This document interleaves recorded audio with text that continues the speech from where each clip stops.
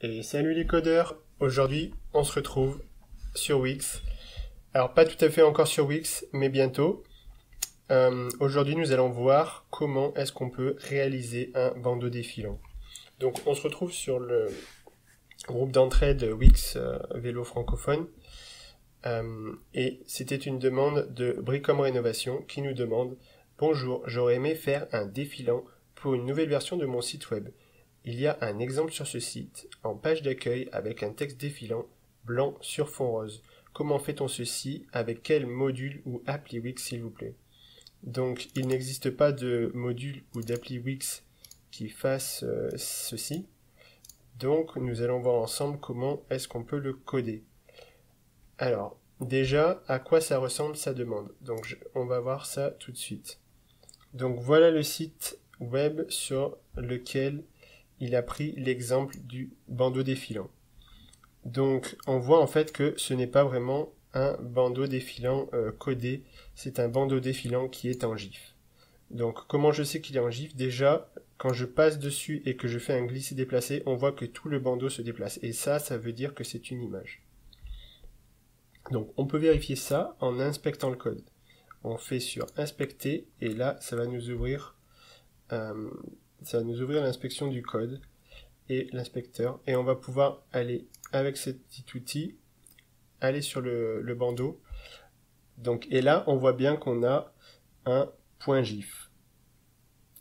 Donc ce n'est pas codé en codage HTML ou CSS ou quoi que ce soit, c'est juste une image GIF. Et je pense que les développeurs maintenant utilisent plutôt un GIF parce qu'en fait ça c'est quand même assez compliqué à coder. Je pensais pas que ce soit si compliqué, et il y a quand même beaucoup de lignes de code pour faire quelque chose de tout bête en fait. Mais ça rend quelque chose de vraiment fluide et vraiment bien, et ça fait bien illusion sur le fait qu'on croirait que c'est un bandeau HTML. Donc j'avais essayé de coder ça vite fait avec une balise marquee, et en fait la marquee ça se fait plus du tout. Donc j'ai été obligé de coder ça plutôt en CSS, JavaScript et HTML bien sûr. Et donc je suis pas parti de zéro pour faire ça.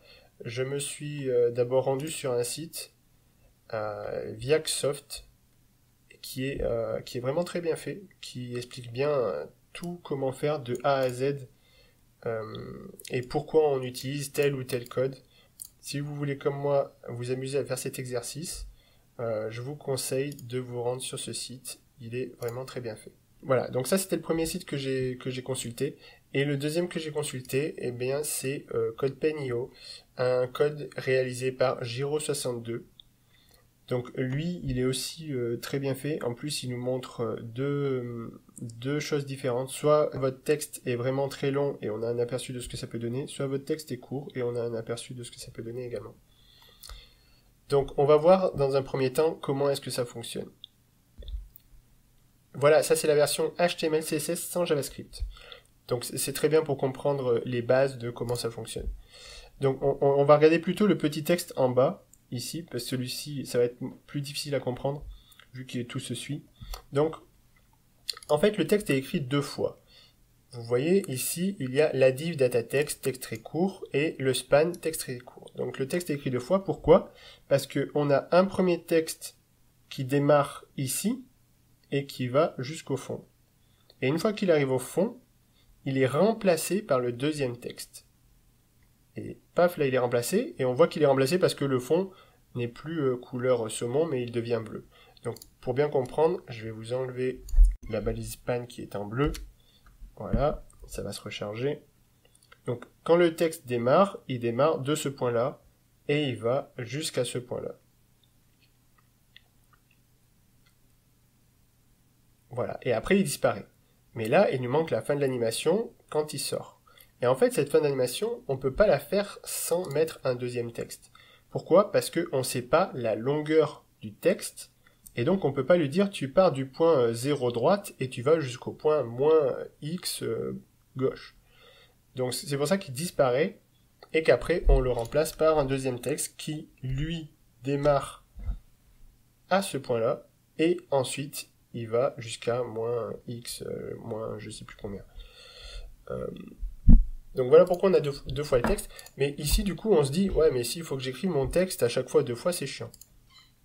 Donc c'est pour ça que on a une deuxième version, hop, avec le JavaScript, qui, lui, va récupérer notre texte qu'on n'aura écrit qu'une seule fois, et qui va s'occuper de le dupliquer. Donc le JavaScript, il va chercher le texte, il réécrit l'HTML en disant dans la balise div, on remet le texte, dans la balise span, on remet le texte. Donc vous avez qu'à l'écrire une fois, et le JavaScript va l'écrire la deuxième fois. Donc déjà ça, c'est cool. Un premier problème de régler. Et voici donc ma nouvelle version du code. Alors ma nouvelle version, parce qu'en fait c'est ma deuxième version, une fois que j'ai terminé la vidéo, je me suis aperçu que je pouvais améliorer mon code, donc je l'ai tourné une deuxième fois. Donc voilà, je reprends depuis le début. Donc ici nous avons la balise A, qui permet de faire un lien vers la page que vous voulez rediriger quand on clique sur le bandeau. Donc lien de redirection du bandeau. Ensuite, nous avons la div, donc elle, c'est celle qui contient le message, ça c'est normal.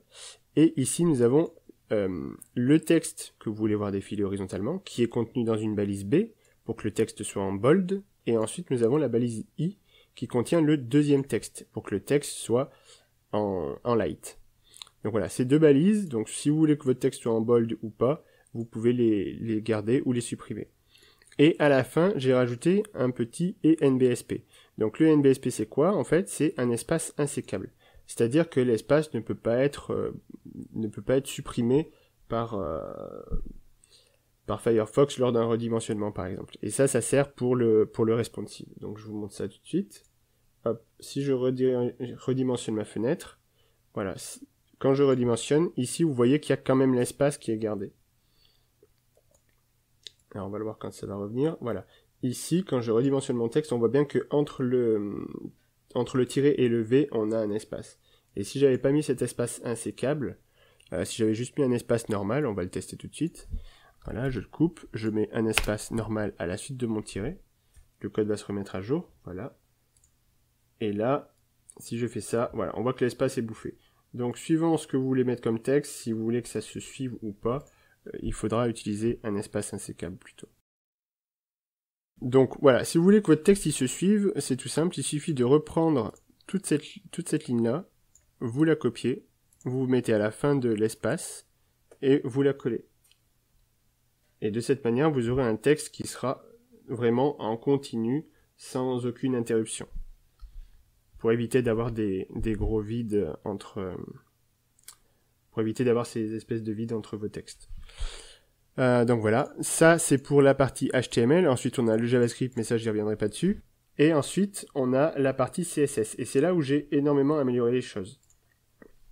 Donc déjà on a l'import URL, ça c'est fait pour récupérer une Google Font, donc la Google Font que je récupère ici, elle s'appelle Oswald, et nous avons ces tailles, ces graisses de typographie, donc de la plus light à la plus bold qui est 700.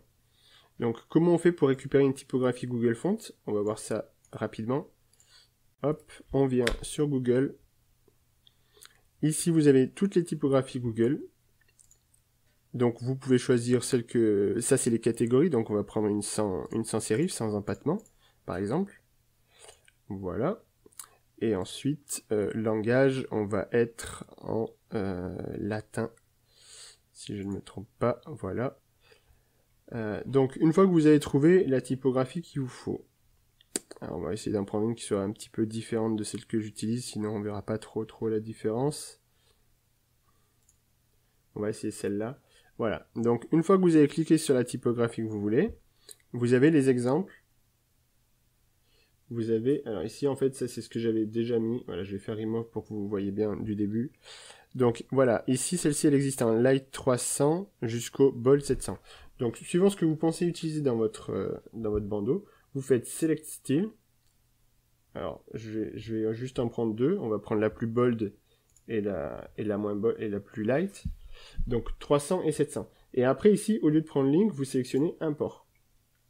Et ici, il vous fait le code à insérer. Donc le code, il commence là et il finit là. On va pas prendre les balises styles parce qu'elles sont déjà insérées dans le document. Donc une fois que vous avez ça, vous le copiez, vous revenez là et vous le collez à la place de l'import.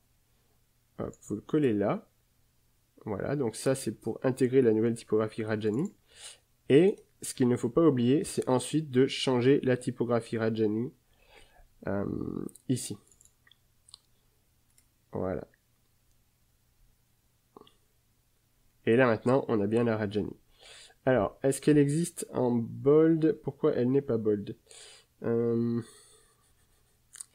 Parce que ici, je lui demande du 500 et elle, j'ai pris du 700. Donc il va bien falloir aussi changer ça ici et lui mettre qu'on veut du 700. Voilà. Voilà. Donc voilà comment on fait pour changer une typographie. C'est pas très compliqué, il faut juste connaître un peu les mécaniques de Google Fonts. Donc je vais revenir sur ma Oswald. Voilà, c'est très bien. Et ensuite, donc ça c'était pour la typo. Ensuite on va passer aux variables. Donc en fait voilà, c'est ça ma grosse amélioration du code par rapport à la version précédente. C'est que tout ce que vous pouvez changer, j'ai mis ça tout sous forme de variables. Et comme ça, tout est au même endroit et vous n'avez pas besoin de farfouiller dans le code. Tout est là. Donc ce que vous pouvez changer donc la typographie, comme on vient de le voir, la taille de la bold. Donc si vous voulez que votre texte... Donc ça c'est la taille de la typographie, hein, c'est pas la graisse. Hein. Donc ça c'est sa taille. Donc par exemple si je veux le mettre en 50, voilà, c'est énorme. Et donc aussi une des améliorations que j'ai fait, c'est que le texte sera toujours centré sur votre bandeau, peu importe sa taille. Voilà, peu importe s'il est grand ou petit, le texte sera toujours centré. Ça vous évite une petite manip à faire plus tard. Donc là je vais le remettre en 30. Et ensuite, on a la taille de la typo light. Donc ça, évidemment, bah, c'est celle qui suit. On peut la mettre en 20. Voilà, si vous voulez que le texte qui suit soit un petit peu plus petit. Hop, je reviens sur du 30. La couleur de la typographie. Donc là, c'est du white. Et c'est là où je vais m'attarder un peu sur la couleur. Donc ici, je l'ai écrit en texte. Mais normalement, une couleur s'écrit plutôt en code hexadécimal.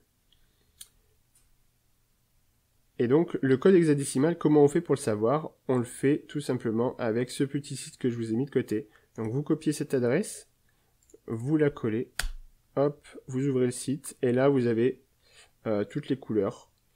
Donc, vous pouvez choisir vraiment ce que vous voulez. On va prendre, je sais pas, du rose, allez. En dessous, vous avez les complémentaires. Donc, là, par défaut, je vous ai mis les complémentaires. Parce que je me suis dit, vu que le bandeau est en deux couleurs, ça peut être intéressant d'avoir la couleur de fond et la couleur de... Bon, après, c'est pas forcément... Il faut peut-être les réajuster un peu, mais ça peut être intéressant de voir ça. Donc, par exemple, le rose, ou alors je vais prendre le... Voilà. On va prendre un bleu un peu comme celui que j'ai pris, et on va prendre sa complémentaire. Donc, on va prendre le orange qui est là. Et donc, sa valeur hexadécimale, on vous la donne ici. Alors, ça, c'est celle du bleu. Et la valeur hexadécimale du orange, elle est là. Donc vous prenez ce code-là et vous le tapez à la place de white, par exemple. Et là, la couleur va changer et c'est très moche. Donc on va le laisser en blanc. Mais voilà comment ça fonctionne. Et ensuite, la typo bold. Donc ça, c'est bien la graisse, comme je vous l'ai montré tout à l'heure. Si vous voulez que ce soit plus ou moins gras. Donc par exemple, si je lui mets du 300, on va être très proche de la light. Voilà. Ensuite, ça c'est la même chose pour la light, et ça c'est la vitesse de défilement. Donc la vitesse de défilement, si par exemple je le mets, là elle est en 20 secondes, alors ça va dépendre aussi de la longueur de votre texte. Et voilà, si je le mets en 5 secondes, ça va très vite, et si je le mets en 50 secondes, ça va très lentement. Donc suivant ce que vous voulez faire, et la longueur de votre texte, ça sera ici. Donc moi je vais le laisser en 20. Et enfin, on a la couleur la couleur du fond. Donc light sea green, là c'est pareil. Vous venez chercher le code que vous voulez. Donc par exemple sur l'autre on était sur du rose. Sur le site d'exemple. Donc on peut prendre du rose comme ça par exemple. Hop.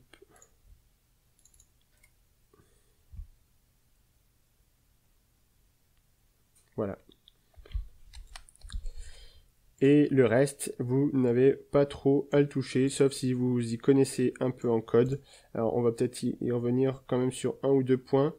Donc la balise i, en réalité, c'est fait pour faire un texte en italique. Donc c'est pour ça qu'il y a cette valeur-là qui enlève l'italique de la balise i. Donc si vous voulez un texte italique, je l'ai quand même mis une petite annotation ici, un petit commentaire. Donc c'est ici que vous pourrez enlever cette ligne de code-là. Et aussi, la balise A, je lui ai mis un text decoration none. Ça, c'est fait pour enlever le soulignement de la balise A. Parce que je trouvais que ça faisait assez moche. Donc, si vous voulez enlever cette ligne de code, vous supprimez le none, vous mettez text decoration underline, et ça devrait marcher. Et voilà, c'est à peu près tout. Tout le reste, c'est fait pour faire les animations ou ce genre de choses. Donc, vous n'avez pas vraiment à y toucher. Et le JavaScript, c'est le même que celui de Giro. Alors maintenant, on va voir comment est-ce qu'on fait pour intégrer ça sur Wix. Nous voilà donc du côté éditeur de Wix et nous allons voir comment intégrer notre bandeau défilant. C'est très simple, on va venir ici, on va venir dans intégration et le premier, intégrer un widget, utiliser du code HTML pour ajouter des widgets et des applis. Hop, ça va nous ajouter notre petit carré. Et dans ce petit carré de code, on va pouvoir cliquer sur saisir code et copier le code que je vous aurais mis en description.